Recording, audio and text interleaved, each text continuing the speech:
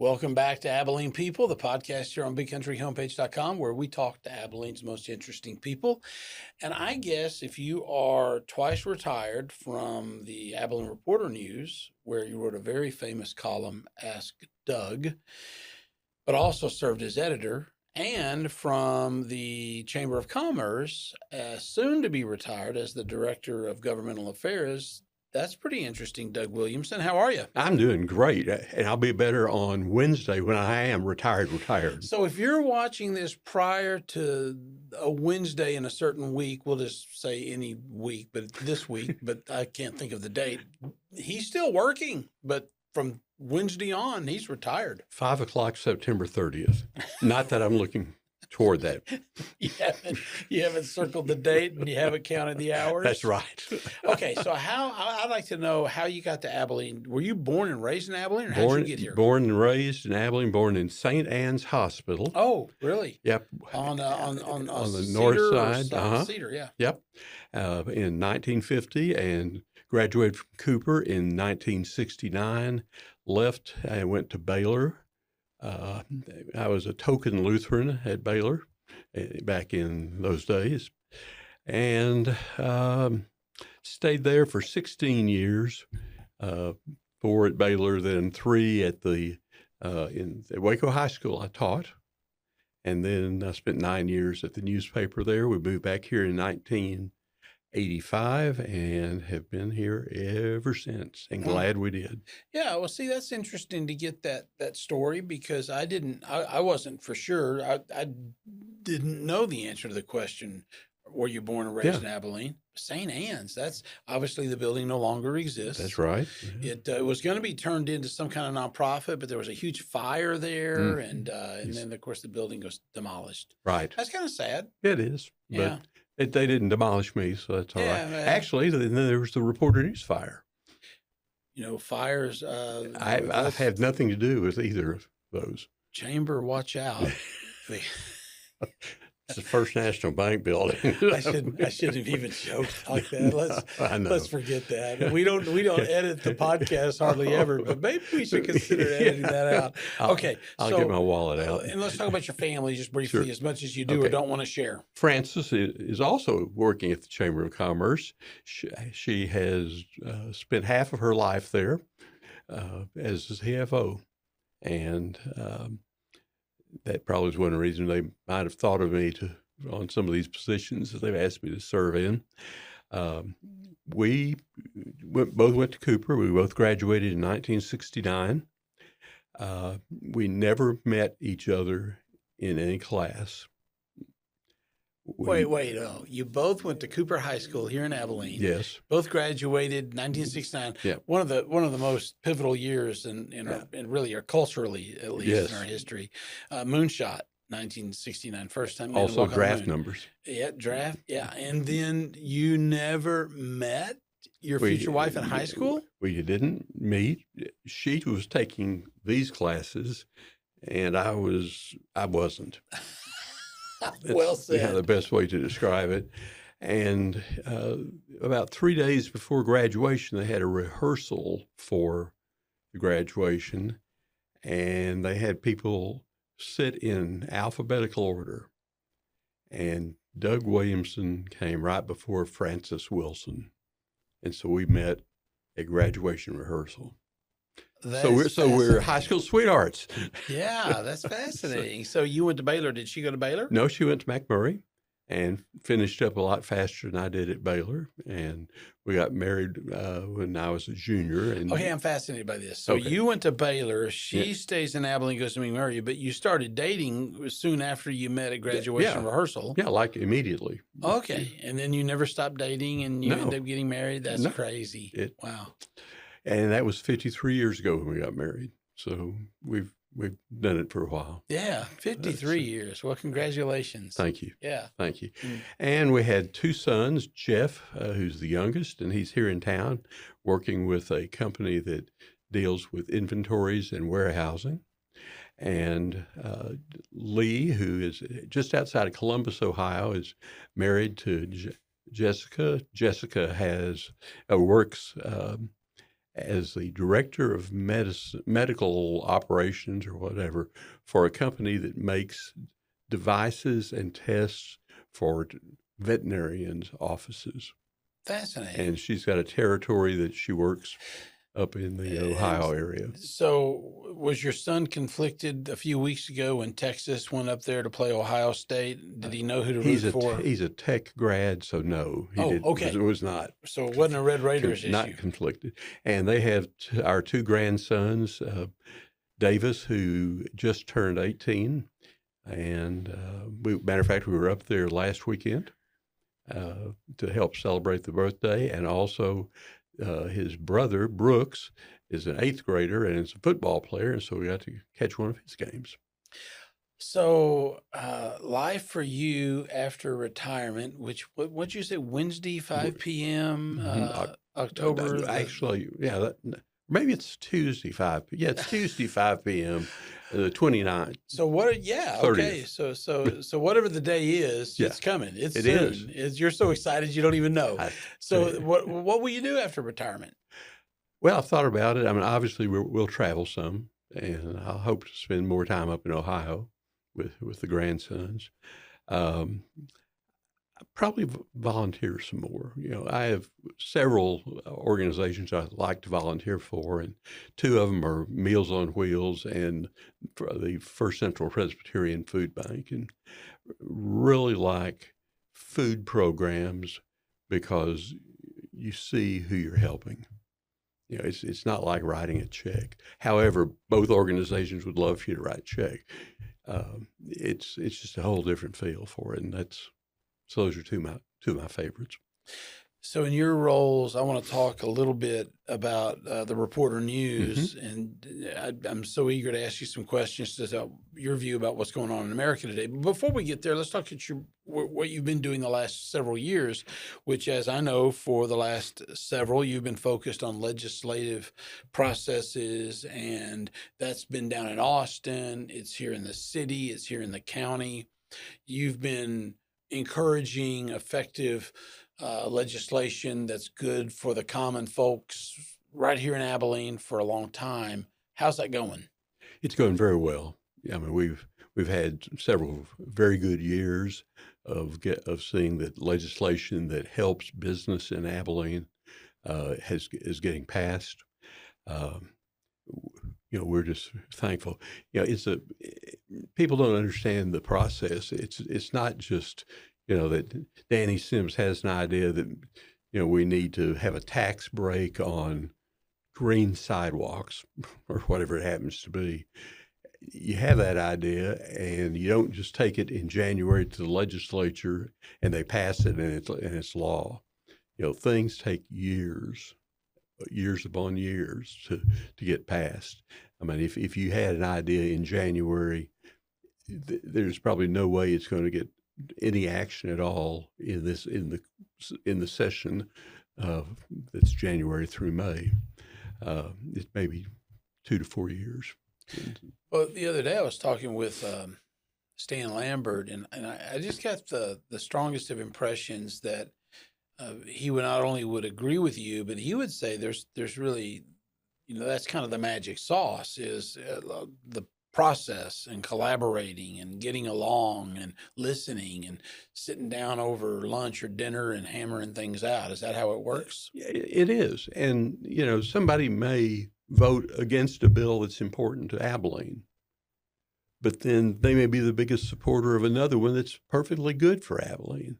So it's hard to turn the switch off because somebody votes once in one way or another. And I think, if I remember right, Charlie Stenholm, a former congressman who was very well loved, and you could tell by the votes he got, I think, if I remember correctly, he voted in favor of a flag burning issue or something similar to that. And he told some folks that the reason he did that, which was just repulsive to him too, but he gained, you know, X number of votes for the farm bill because he voted with a group of people. It's politics. Yeah, and when you started down that path after your time at the newspaper, did you feel good at it? Did you think, well, I get this. This is just talking to people, or was it off-putting, or how did that work? It was surprising.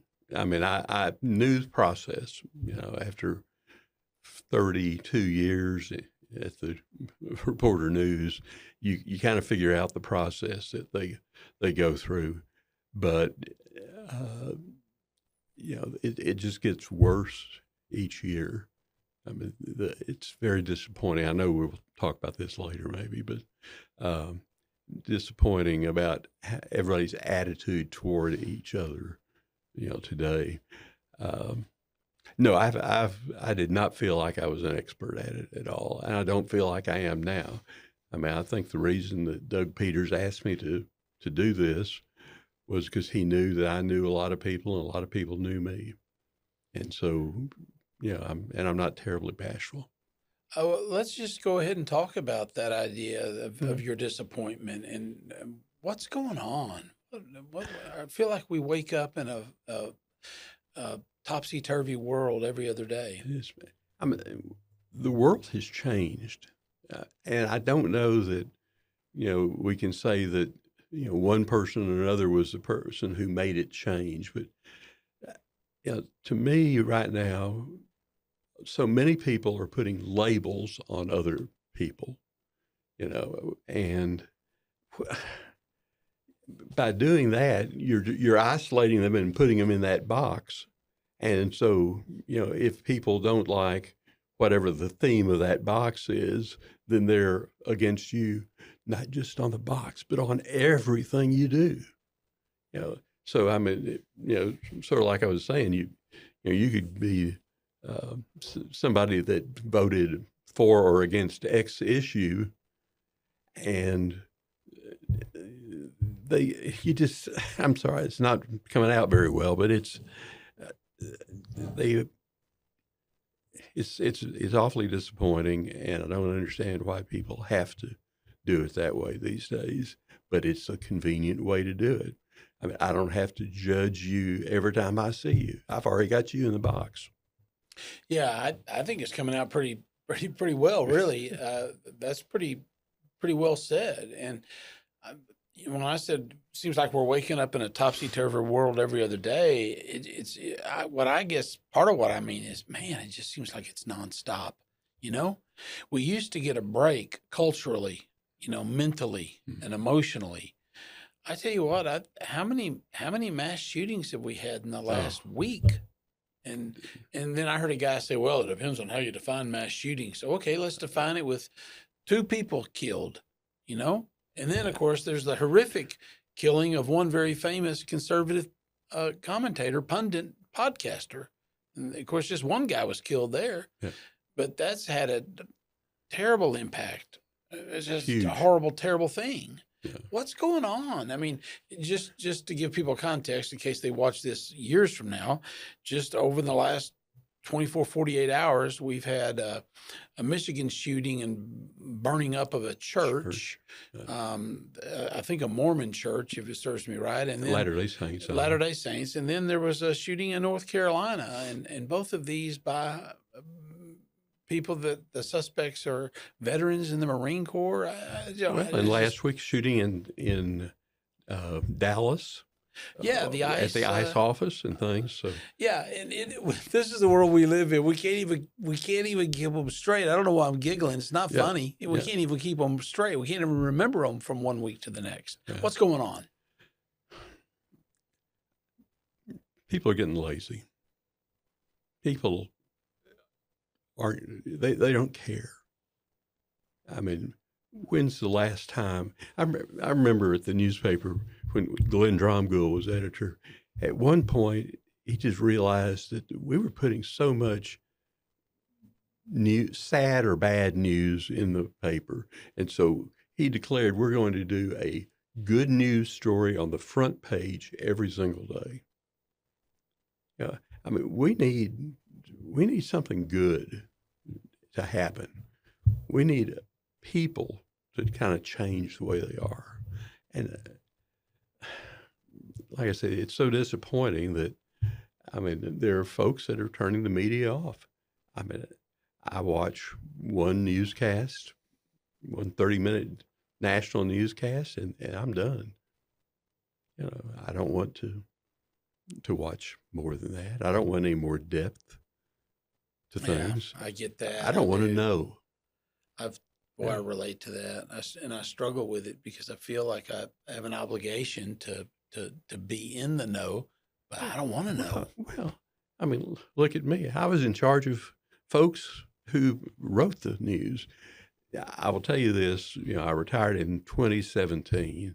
I can swear that it never was as bad as it is right now, but also I had a good set of reporters that were not out looking to try to warm things up in society. Well, and I can say the same thing just from my experience here at the TV station. Mm-hmm. Our young reporters are kids straight out of college, mostly. The ones that have stayed around a little bit while still aren't, they still look awfully young to me. Yeah. and for the most part, hardworking folks, maybe for all the part, and hardworking young people, and they have no ill toward anybody. But there was a story circulating not too terribly long ago here in the station where somebody's wearing one of our logoed shirts in a store, and boy, they got into an unexpected verbal moment where somebody was just talking down to them, and you're a part of that media. It's kind of convenient, and they're just human beings telling stories. Yeah, there was a story. I think it's probably was true many years ago, even before I came to the Reporter News, that they had staff vehicles for folks to use, but they didn't want to put logos on them. And you can believe whichever story you want. One was they were afraid that they would think we had deep pockets and they'd be running into us. Or, that would happen, what you just said, where, people would confront reporters. Yeah, I get it. And, I want to get to a funny, I'm assuming funny, lighter side. I want to ask Doug. Okay. You did that column for over 10 years. Did it 11 years from 2001 to 2012. And tell us what the column was and how it worked. Okay. It was a column where I answered questions from readers, and there really were very few rules. Terry Burke was the editor at the newspaper, and she asked me to do this, and she just said, I want every response to have a little tongue-in-cheek in it. And I think she knew me. Why she picked me to do this, and I loved it. I mean, I was Ask Doug, and it was, you could ask whatever questions. I mean, what's the longest word in the dictionary? It's not supercalifragilisticexpialidocious. It's something that back then, at least, that had 31 letters in it. And anti-disestablishmentarianism? No, it was something you'd never heard. It was a doctor's term of some sort. Okay. And by the way, how did you find that? Is this pre-Google? This is early Google. If it had been 2 years earlier, I would have had to have an office in the library, but it was not that bad. So, but people were lazy and they didn't look stuff up. Right. Or the question might be, when is the pothole going to be fixed on my street? Which, sort of that's online now these days. And I had a great time. I really enjoyed doing it. I learned a lot. People would come up to me and say, "Doug, I've known you all your whole life, and I didn't know you were so smart. How do you know all those answers?" And my response was, "I only print the ones I know." There you go. You're a genius. A whole big old stack of ones I don't know over to I'm sure there's some funny questions you were asked. Were there some sad questions you were asked? Some that tugged on the heartstrings? Not really. Not that much. But just the pothole questions. Yeah, I mean, the funny ones, one of them, I liked it when they answered their own question. That made it a lot easier on me. One lady wrote and said, "My husband and I are having an argument about bed sheets. Is the one that has the seam on it, is that the top of the bed sheet, or should it be facing down towards the bed?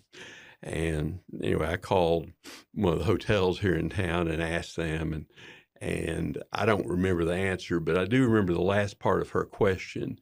Last part was, I know that it's facing up, so you tell him that.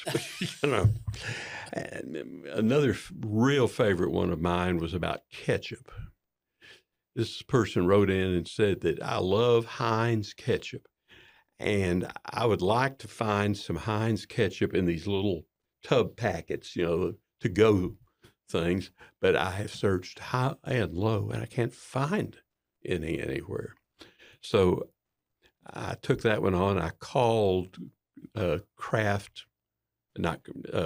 Kraft, and got a hold of some PR person and asked her the question. And she said, let me get back to you. About a week later, she calls me back. And it turns out that they used to make some. I'm sorry, I switched around. They come in the little packets. The person wanted a bottle of the ketchup, and he couldn't find any bottles of ketchup. And this lady explained that they used to do it for retail sales, restaurants and things, but they stopped doing that a few years ago. And so I wrote the answer, and then I said, but something more important. You're incorrect. You said that and I can't remember which ketchup it was. Whatever ketchup brand it was the best. You're wrong. I believe it's Heinz ketchup. And so I did a survey.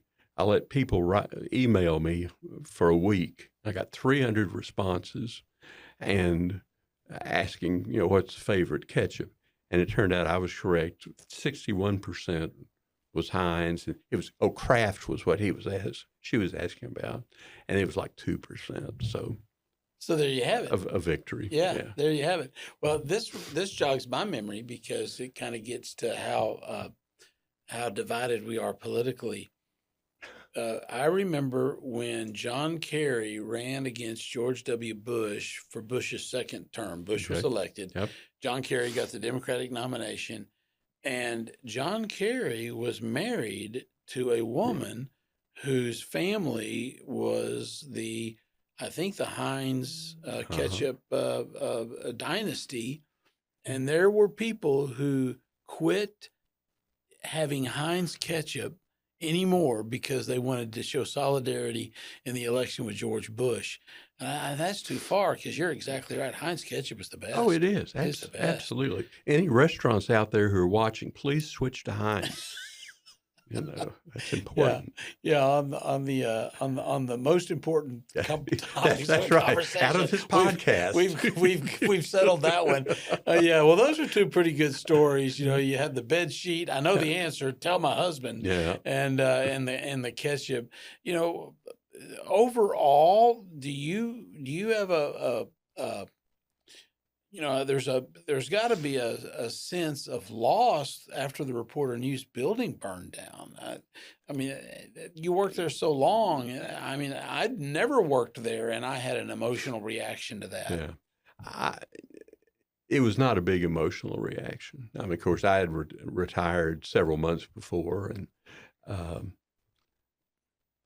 and to me, honestly, to me, it was a building, but it had an awful lot of memories. I mean, I remember sleeping in the morgue, which is the library and the newspaper, a couple of nights, when there were late things going on. Remember things like Y2K. We had 7 or 8 reporters sitting there at midnight ready if anything happened in Abilene. And one of them, Brian Murphy, was a very good guitarist. So he brought his guitar, and everybody was sitting around in a circle on the floor. We weren't singing Kumbaya, but whatever it was, and playing. And I got up a little before midnight and went to the men's room, and then came out. And right about midnight, I walked over to the light switch and turned the lights off. just to make them think there was a problem or something. And they all went crazy. No, they knew exactly what was happening. It was disappointing. There are people that I talk to occasionally, younger folks, obviously, who have no memory of Y2K, and it's hard for them to wrap their mind around that was a thing. Oh, no, it wasn't a thing. It was a thing. Huge. Yeah. And now here we are, so many years removed, it's hard to even remember. That's interesting. You were in the Abilene Reporter News building when Y2K happened. Of course, Y2K, December 31st to January 1st, the year 1999 to the year 2000. Well, and I was in the newsroom whenever they pulled baby Jessica out of the well in Midland. One of the first global, everybody was watching its stories in the cable news era. Yeah. Interesting. Anything else you remember? Oh, you had to be in the newsroom when 9/11 occurred. Yeah. Anything you remember about that in particular? I remember we had CNBC, the business network, on the TV and on ATV in the newsroom. And of course, they're in New York, and just looking back, at what their reactions were, it was, it looks like a small plane has hit the tower, and and then they're commenting on how many businesses are in the tower and all this, and then however many minutes later when the second one hit, I mean, they were just dumbfounded. I mean, and who wouldn't be? I mean, big airplanes hitting huge skyscrapers, killing what 3,000? Oh yeah, over 3,000. Well, speaking of airplanes, maybe not the best of transitions, but I do want to ask you about the B-21 Raider coming, because you have to have had a insider's viewpoint about that process, and you knew it was coming before those of us. Of course, it's a stealth plane, so it's it's appropriate. It may be here right now. We don't know. How would we know? Yeah. So what about the B-21? Okay. Lots of work done for many, many years here in Abilene, trying to prepare. First we basically had to sell Abilene and Dias as a place that it ought to be. So every year, the Military Affairs Committee, usually in conjunction with the DCOA, help Dias with some sort of project, whether it's new gates or other security measures or electrical things or whatever it happens to be, infrastructure-wise, to make Dias a base that is less likely to be picked during a BRAC, during a closure. And by doing that, you're preparing for the next mission that may come down the road. The defense secretaries, or the armed services secretaries, all have said, that one of the things that they're going to consider whenever they're basing missions is the quality of life. And quality of life to them are two things: good public school education, and the second thing is the ability for military spouses to find jobs in the community. And I'll tell you in a minute about that particular one. But anyway, we've worked for years with Dias and others to try to get this. You literally have to sell it in some ways to the military, to the Air Force, to be able to get that. And it was good news. We're third on the list. The plan is right now they're going to build 100 of these. And the first portion will go to Ellsworth Air Force Base up north. Second portion will go to Whiteman Air Force Base in Missouri, which is now the only base for the B-2, because the B-1 and the B-2 are going to go away, and after the B-21s are phased in. So we're the third base. My guess is probably mid-2030s when we'll see them here. And when we see them here, we'll no longer see the B-1? It'll phase out, yes. So that plane has been flying the skies of Abilene since since the 85, 1980s, since 85. and it'll be gone. And now, of course, and change is what's Mhm. that old saw? Change is inevitable. Growth is optional. Right. Change is inevitable. Yeah. But between now and then, we got to keep those up in the air. And so, we each year, you know, keep an eye on the defense budget to make sure there's money, research and development money or whatever to keep the B-1 flying. Now, you said something about you wanted to circle back and Yeah. talk about the spouses and Yeah. job availability. That was really important to us, and we kind of helped lead the fight for Senate Bill 1200 back 3 sessions ago, which would be the 87th legislature. And what the legislation says is if you've got a license from Utah for nursing or CPA or whatever, if the rules of getting that license are significantly similar to the rules that they're here in Texas, then Texas will recognize that license. You won't have to go through the whole process again. And so that's true of somebody in the medical field. Is it true of education as well? There's a limited number. I think there's 39 things. It's things that are governed by the Texas Department of Licensing and Regulation, and then some others. I don't have the list. I mean, I know cosmetology is on there. That makes sense. I think I'm not sure whether plumbers are on there, but see, that's a great example of good common sense policy for the common good. It seems to me. Did you have a hand in crafting the momentum for that, or we did? As a matter of fact, there was a spouse at Dias of a master sergeant, a chief master sergeant spouse, who had been in for 25 years, had been at 9 different bases. She was a nurse, and so she had to get licensed in each of those 9 different locations. And we took her down to Austin, and she testified before the committee that was considering the bill. And I had a lobbyist come to me afterwards, and he said, "That's the most compelling testimony I've ever heard." That'd be pretty compelling. Yeah, and this is, a person who's, just been, lobbying for things for umpteen years. Well, it's also a great example. That whole conversation is a great example of things that the layman doesn't think about or understand.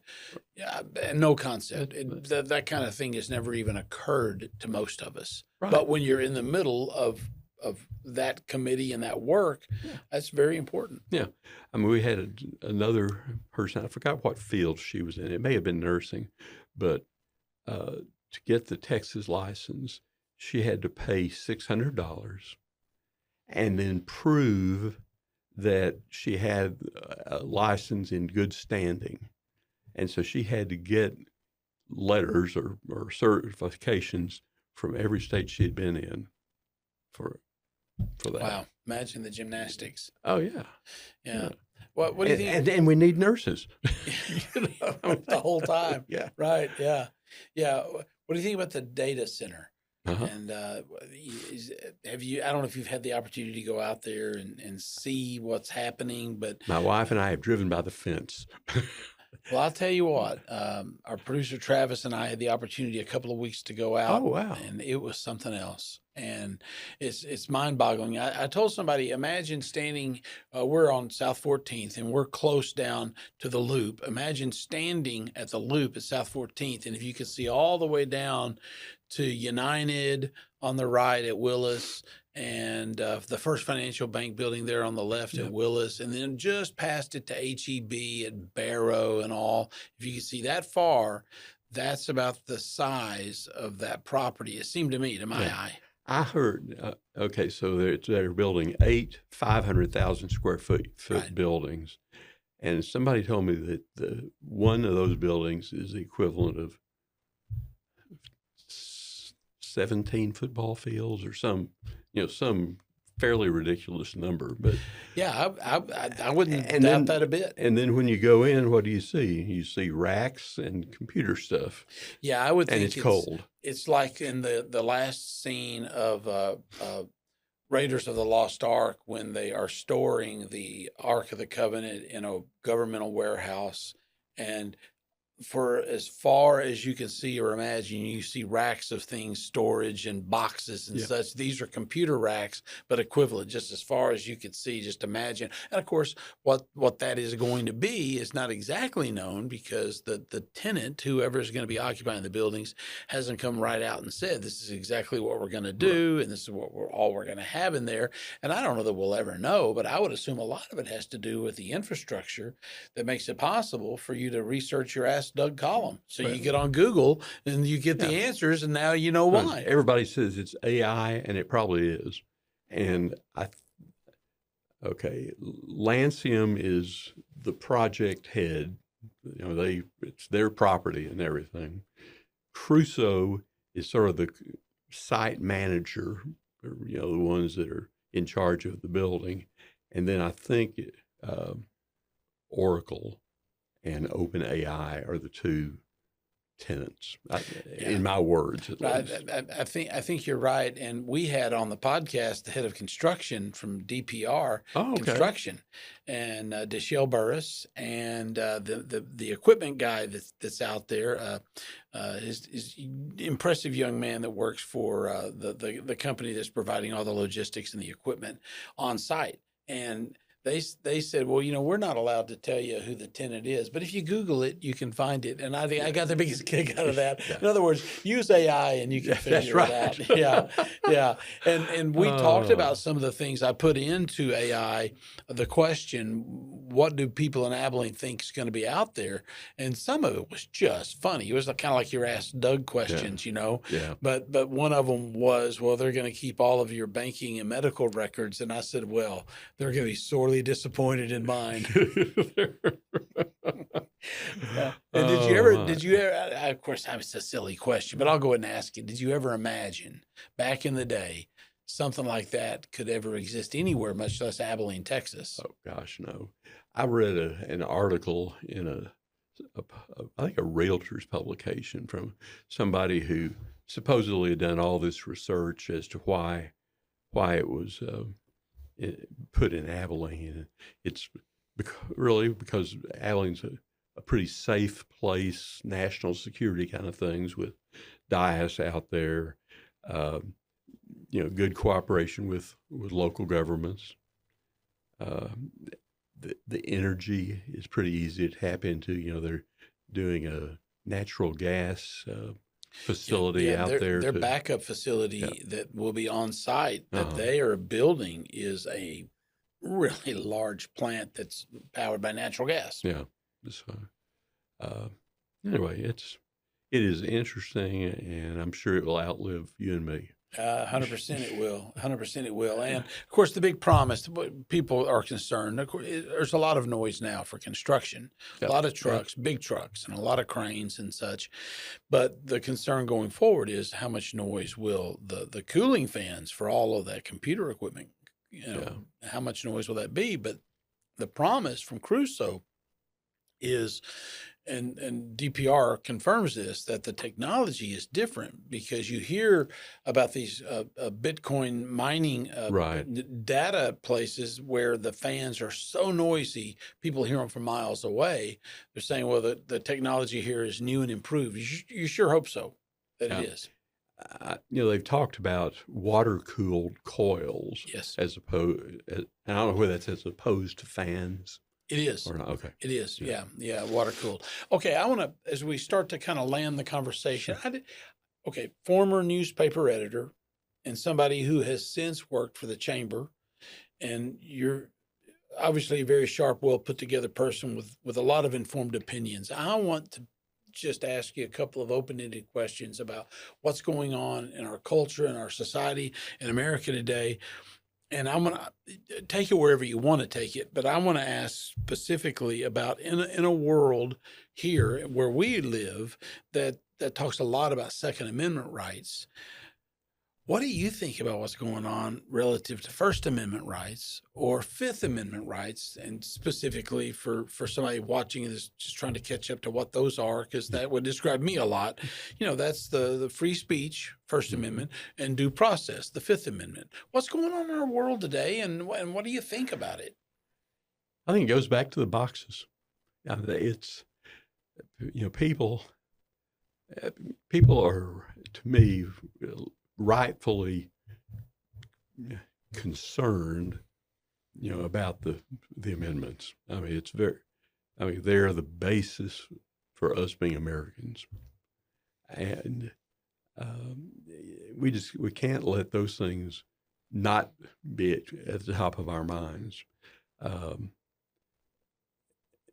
The answers to what, for example, the Second Amendment, about how should that play out?